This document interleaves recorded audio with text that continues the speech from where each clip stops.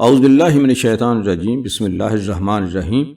السلام علیکم، میں ہوں اظہر نیاز اور آج ہے 23 مارچ۔ یا اللہ تیرا شکر کہ تو نے آج کا دن دکھایا۔ مولا کریم ہمارے آج کے دن کو گزشتہ کل سے اچھا کر دینا اور ہمارے آنے والے دنوں کو آج کے دن سے اور بھی اچھا کر دینا، اپنی رحمتوں، برکتوں اور نوازشوں سے بھر دینا۔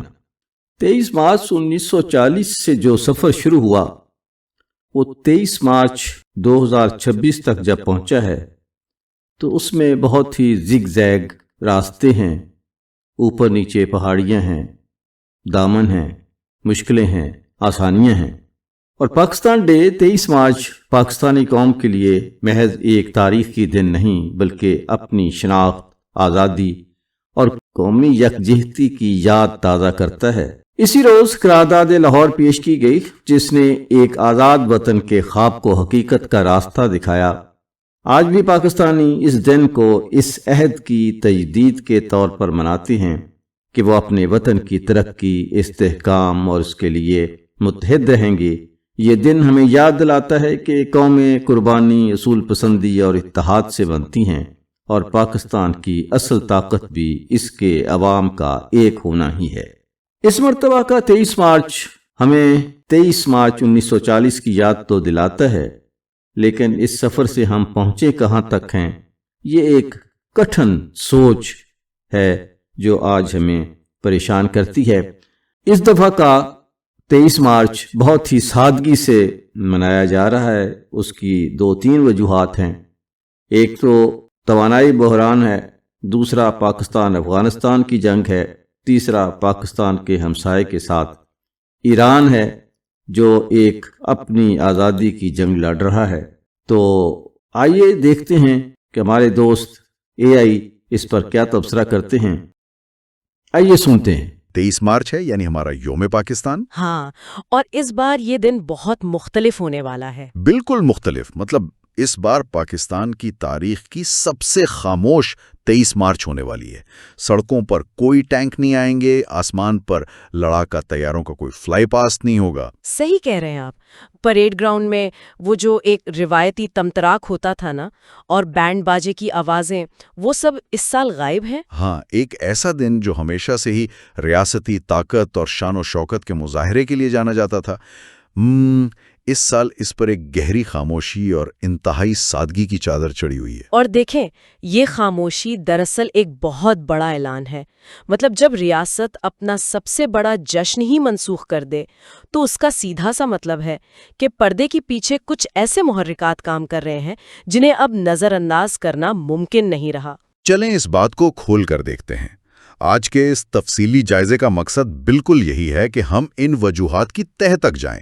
ہم دیکھیں گے کہ کیوں ایک شاندار فوجی پریڈ والے دن کو انتہائی سادگی اور اقتصادی شاعری کے ماڈل میں تبدیل کر دیا گیا ہے۔ بالکل، اور اس جائزے کے لیے ہم نے تاریخی آرکائیوز، حالیہ حکومتی اعلانات اور خاص طور پر مشرق وسطی سے آنے والی موجودہ گلوبل انرجی اور جیو پالیٹکس کی رپورٹس کا بغور جائزہ لیا ہے۔ مقصد یہ ہے کہ اس بات کو سمجھا جائے کہ 1940 کی تاریخی قرارداد اور آج 2026 کے عالمی توانائی کے بحران کے درمیان آخر کیا کڑی جڑی ہوئی ہے۔ ہاں، اور اس کڑی کو سمجھنا ہر اس شخص کے لیے انتہائی اہم ہے جو یہ جاننا چاہتا ہے کہ ہزاروں میل دور بین الاقوامی سمندروں اور غیر ملکی دارالحکومتوں میں ہونے والے فیصلے کس طرح ہمارے مقامی تہواروں کو متاثر کرتے ہیں۔ صحیح، یعنی ہماری معیشت اور روزمرہ کی زندگی کو براہ راست کیسے کنٹرول کرتے ہیں۔ ہم اس پوری صورتحال کا تجزیہ کریں گے تاکہ معلومات کے اس بھاری بوجھ سے نکل کر اصل کہانی تک پہنچا جا سکے۔ حالات کو سمجھنے سے پہلے یہ جاننا بہت ضروری ہے کہ 23 مارچ کا دن دراصل کس چیز کی علامت ہے۔ ہاں، زیادہ تر لوگ تو اسے صرف ایک قومی چھٹی یا بس پریڈ کے دن کے طور پر دیکھتے ہیں۔ بالکل، لیکن اس کی تاریخی جڑیں 2 مختلف ادوار میں پھیلی ہوئی ہیں۔ یہ ایک بہت دلچسپ تاریخی اتفاق ہے کہ یہ دن 2 بالکل الگ الگ تاریخی واقعات کی یاد دلاتا ہے۔ اچھا، وہ کون کون سے 2 واقعات؟ پہلا واقعہ تو وہی 23 مارچ 1940 کی قرارداد لاہور ہے جسے آج ہم قرارداد پاکستان کے نام سے جانتے ہیں۔ یہ وہ تاریخی قرارداد تھی جو منٹو پارک میں پیش کی گئی، جسے اب ہم اقبال پارک کہتے ہیں۔ صحیح، یہ تو ہو گیا پہلا واقعہ۔ اور دوسرا واقعہ اس کے ٹھیک 16 سال بعد 23 मार्च 1956 का है, जब पाकिस्तान का पहला आईन नाफिज हुआ और ये मुल्क दुनिया की पहली इस्लामी जमहूरिया बना। अरे वाह, यानी एक ही तारीख पर दो इतने बड़े माइलस्टोन। हाँ, लेकिन यहाँ जो बात सबसे ज्यादा हैरान कुने वो ये है कि अगर हम 1940 के इस असल करारदाद का मतन निकाल कर पढ़े ना, तो इसमें लफ्ज पाकिस्तान सिरे से मौजूद ही नहीं था। वाकई? मतलब इसमें पाकिस्तान का नाम ही नहीं था? बिल्कुल नहीं।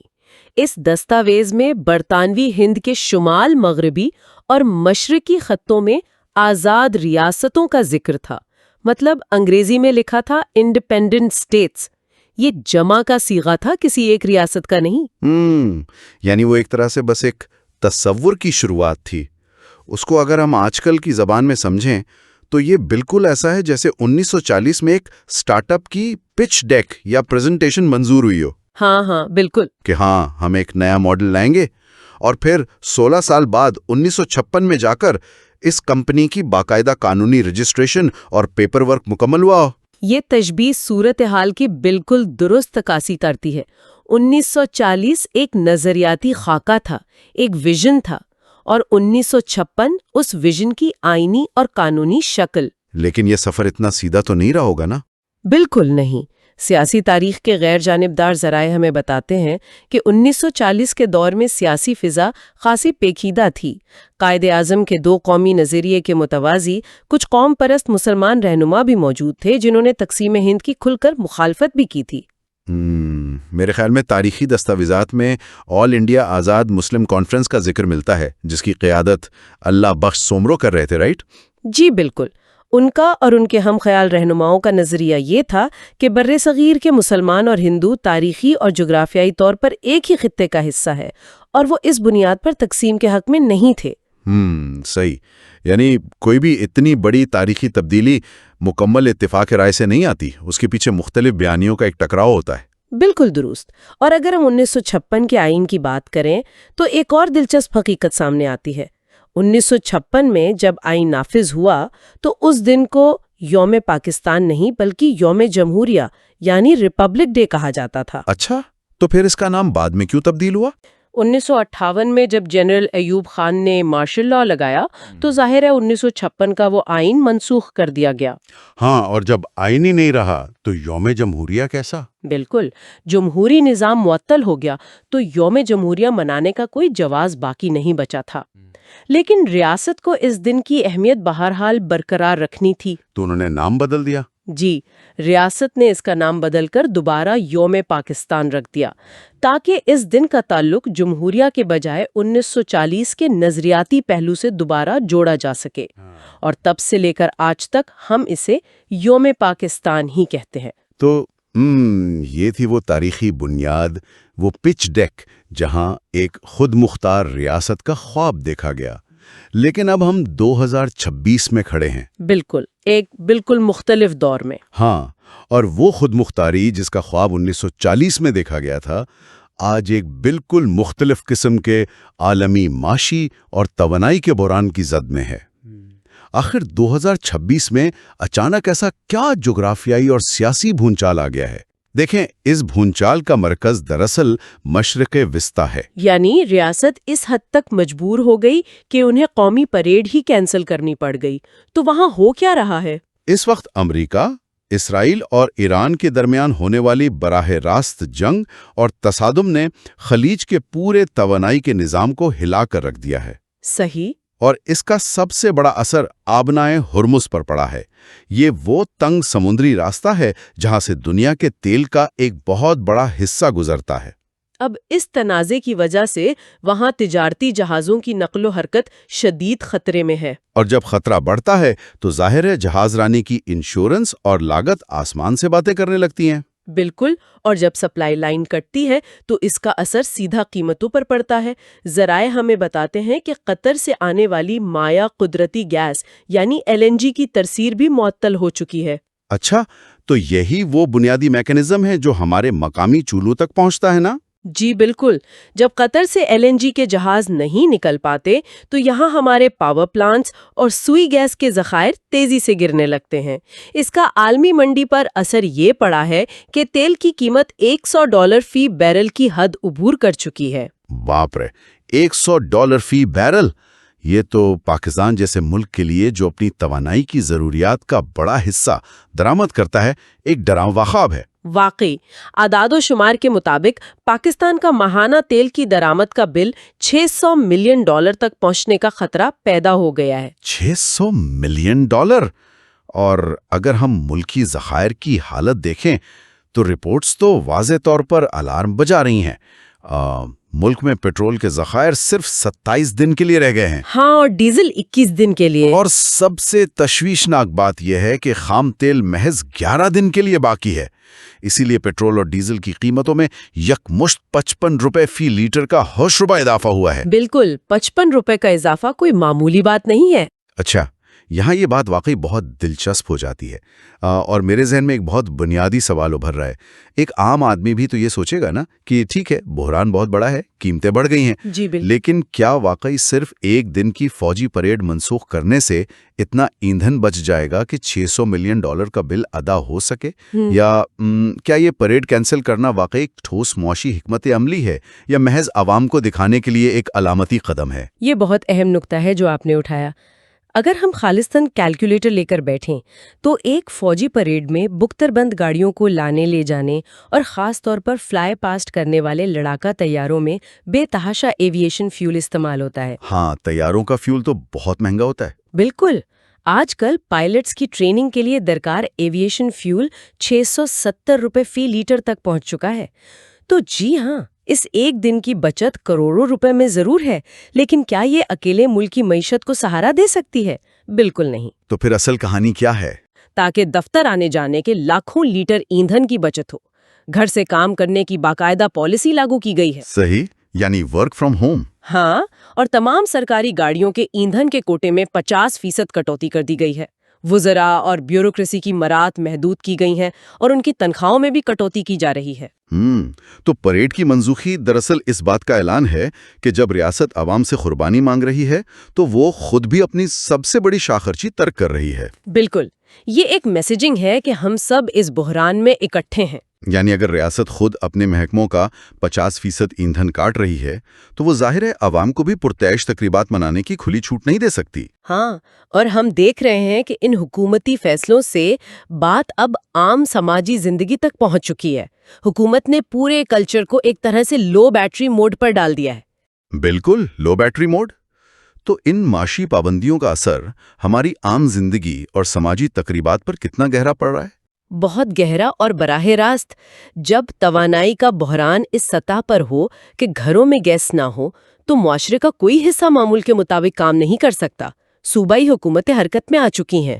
ہاں، میں نے سنا ہے سندھ میں کچھ پابندیاں لگی ہیں۔ جی، سندھ کی مثال لیں، وہاں شادی کی تقریبات پر انتہائی سخت پابندیاں عائد کر دی گئی ہیں۔ اب کسی بھی شادی میں مہمانوں کی تعداد 200 سے زیادہ نہیں ہو سکتی۔ اور کھانے کا بھی کوئی سین ہے نا؟ ہاں، اور صرف 1 ڈش کی اجازت ہے۔ سچ پوچھیں تو پنجاب اور سندھ میں کسی بھی لڑکی کے باپ کے لیے یہ عالمی بحران ایک طرح سے خفیہ نعمت بن کر آیا ہے۔ واقعی یہ تو ہے۔ مطلب ذرا سوچئے ان خاندانوں کا جنہوں نے مہینوں پہلے سے ہزار لوگوں کے لیے بڑے ہالز اور درجنوں کھانوں کے مینیو بک کروا رکھے تھے۔ یہ معاشی بحران تو ہماری ثقافتی شاخرچیوں کو زبردستی بریک لگا رہا ہے۔ یہ ایک دلچسپ زاویہ ہے، لیکن دیکھیں ان پابندیوں کا اثر ہمارے ثقافتی ورثے پر بھی پڑ رہا ہے۔ جیسے پنجاب میں ہارس اینڈ کیٹل شو، جو کہ ایک بہت بڑا روایتی میلہ ہے، اسے توانائی اور وسائل بچانے کی خاطر مکمل طور پر ملتوی کر دیا گیا ہے۔ اوہ اچھا، اور کھیلوں کا کیا؟ کھیلوں کے شائقین کے لیے تو یہ بحران ایک بہت بڑا دھچکا ہے۔ پاکستان سپر لیگ کا 11واں ایڈیشن یعنی PSL 11 جو 26 مارچ سے شروع ہو رہا ہے، اس کے حوالے سے بہت سخت فیصلے لیے گئے ہیں۔ جی ہاں، رپورٹس کے مطابق اسے ابتدائی طور پر بغیر شائقین کے یعنی بند دروازوں کے پیچھے کروانے کا فیصلہ کیا گیا ہے۔ بالکل، کوئی کراؤڈ نہیں ہوگا۔ اور وہ بھی پورے ملک میں نہیں، صرف 2 شہروں یعنی لاہور اور کراچی تک محدود کر دیا گیا ہے۔ اس کے پیچھے بھی خالصتاً توانائی اور لاجسٹکس کی بچت ہے۔ جب ہزاروں لوگ سٹیڈیم نہیں آئیں گے تو ٹریفک کم ہوگی، پبلک ٹرانسپورٹ کا ایندھن بچے گا۔ صحیح، اور میرا خیال ہے افتتاحی تقریب بھی نہیں ہو رہی۔ جی، افتتاحی تقریب بھی منسوخ کر دی گئی ہے تاکہ فلڈ لائٹس اور جنریٹرز کا غیر ضروری استعمال روکا جا سکے۔ سیکیورٹی کی سینکڑوں گاڑیاں جو ٹیموں اور شائقین کی نقل و حرکت پر خرچ ہوتی ہیں، ان کا فیول بچایا جا رہا ہے۔ سیکیورٹی کی بات چلی ہے تو مارچ 2026 کا مہینہ ویسے بھی بہت حساس ہے، تو کراچی اور اسلام آباد میں ٹریفک اور سیکیورٹی کے کیا حالات ہیں؟ انتظامیہ کے لیے یہ ایک ڈبل چیلنج ہے۔ ایک طرف انہیں ایندھن بچانا ہے اور دوسری طرف امن و امان بھی قائم رکھنا ہے۔ مطلب ہر طرف سے بس بچت کی جا رہی ہے۔ ہاں، یہ سب اس کفایت شعاری فریم ورک کا حصہ ہے جہاں ہر ممکنہ ذریعے سے وسائل کو ضائع ہونے سے روکا جا رہا ہے۔ لیکن ان تمام کٹوتیوں، معاشی تنگی اور بندشوں کے بیچ ایک چیز ایسی ہے جو نہیں رکی، اور وہ ہے قومی ہیروز کی حوصلہ افزائی۔ جی بالکل۔ گو کہ فوجی پریڈ اور تمغے دینے کی وہ شاندار تقریب نہیں ہو رہی، لیکن سویلین ایوارڈز کا اعلان پھر بھی کیا گیا ہے۔ ریاست کے لیے یہ دکھانا بہت ضروری ہے کہ حالات چاہے کتنے ہی خراب کیوں نہ ہو، وہ اپنے شہریوں کی خدمات کو فراموش نہیں کرتی۔ ان ایوارڈز کی تقریب اب 23 مارچ کے بجائے 28 اپریل کو منعقد کی جائے گی۔ اچھا، تو تاریخ بدل دی گئی ہے۔ کن کن کو ایوارڈ مل رہا ہے؟ والوں کو نوازا جا رہا ہے، جیسے ادب کے میدان میں معروف مصنف اور سفر نامہ نگار مستنصر حسین تارڑ کو نشان امتیاز دیا جا رہا ہے۔ زبردست۔ اور اسی طرح کھیلوں کے میدان میں خواتین کی نمائندگی کرنے والی سابق کرکٹر ثنا میر کو ستارہ امتیاز سے نوازا جا رہا ہے۔ یہ دراصل قوم کو امید دلانے کے طریقے ہیں۔ بالکل، امید تو ضروری ہے۔ اگر ہم اسے وسیع تر تناظر میں دیکھیں تو اس ساری صورتحال کو سنبھالنے کے لیے حکومت نے ایک بہت سوچی سمجھی نظریاتی حکمت عملی اپنائی ہے۔ انہوں نے باقاعدہ طور پر اس سال کو قائد اعظم کا سال قرار دیا ہے۔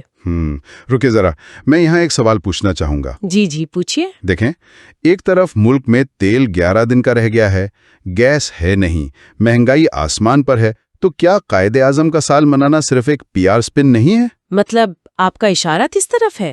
میرا مطلب ہے کہ کیا یہ محض ایک جذباتی اور تاریخی نعرہ نہیں لگایا جا رہا تاکہ عوام کا دھیان اس شدید معاشی ناکامی اور بحران سے ہٹایا جا سکے؟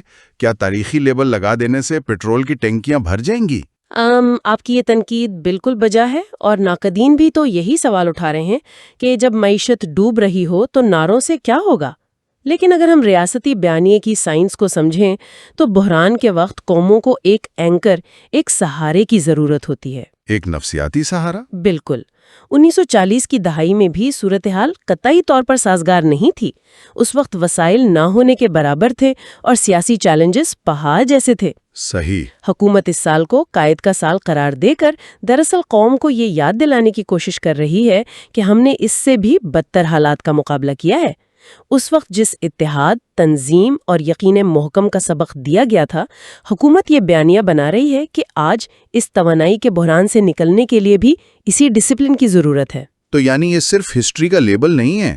جی نہیں، یہ صرف لیبل نہیں بلکہ سروائیول کی نفسیات کو جگانے کی کوشش ہے۔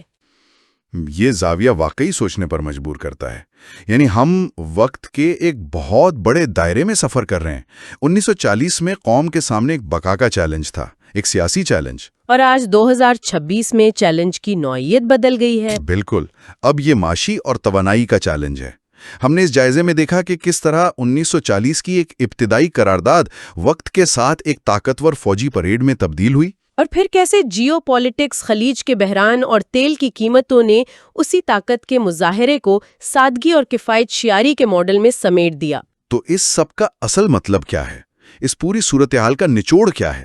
مطلب یہ ہے کہ قوموں کی طاقت کا اندازہ صرف عسکری پریڈز، ٹینکوں کی نمائش یا جہازوں کے فلائی پاس سے نہیں لگایا جا سکتا۔ بالکل صحیح کہا آپ نے۔ جب عالمی سطح پر سپلائی چینز ٹوٹتی ہیں اور وسائل کم پڑ جاتے ہیں تو قومیں اپنے نظم و ضبط، مشکل فیصلوں، اپنی قوت برداشت اور اپنے تاریخی ورثے سے طاقت حاصل کر کے زندہ رہتی ہیں۔ جب بیرونی راستے بند ہو جائیں تو اندرونی مضبوطی ہی واحد راستہ بچتی ہے۔ اور آج کا یہ معاشی اور توانائی کا بحران ہمیں یہ سکھا رہا ہے کہ 21ویں صدی میں قومی بقا کے معنی بہت تیزی سے بدل رہے ہیں۔ پرانے ماڈلز اب شاید کام نہ کریں۔ بالکل، اور اسی نقطے پر ہم آج ایک ایسا سوال چھوڑے جا رہے ہیں جس پر غور کرنا ہم سب کے لیے بہت ضروری ہے۔ ایک ایسے دور میں جہاں جغرافیائی سرحدوں سے زیادہ کسی ملک کا انحصار اس بات پر ہو کہ دوسری قوموں سے یا ابنۂ ہرمز سے آنے والے ایندھن کے جہاز پہنچیں گے، ہاں، یہ ایک بہت بڑا سوالیہ نشان ہے۔ تو کیا اس 21ویں صدی میں حقیقی خود مختاری کا تصور سیاسی آزادی سے ہٹ کر معاشی اور توانائی کی آزادی سے نہیں جڑ گیا ہے؟ اگر 1940 میں ہمارے بزرگوں کا چیلنج ایک الگ اور آزاد وطن حاصل کرنا تھا، تو آج چیلنج کچھ اور ہے۔ جی تو کیا آج 2026 میں ہمارا سب سے بڑا چیلنج اس وطن کو توانائی اور وسائل کے لحاظ سے خود کفیل بنانا نہیں ہے؟ کیونکہ جب تک کسی بھی ملک کا چولہا کسی اور ملک کی گیس سے جلتا ہے، کیا وہ واقعی مکمل طور پر آزاد ہو سکتا ہے؟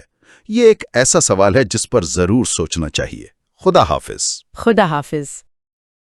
تو یہ تھا جی پاکستان ڈے 23 مارچ 2026۔ اظہر نیاز کو اجازت دیجیے۔ اللہ تعالیٰ آپ کو آسانیاں عطا فرمائے اور آسانیاں تقسیم کرنے کی توفیق عطا فرمائے، اپنے لیے، اپنے ملک کے لیے، اپنے ہمسایوں کے لیے، اپنے دوستوں کے لیے، امہ کے لیے، مسلمانوں کے لیے۔ بہت ساری دعاؤں کے ساتھ اللہ حافظ۔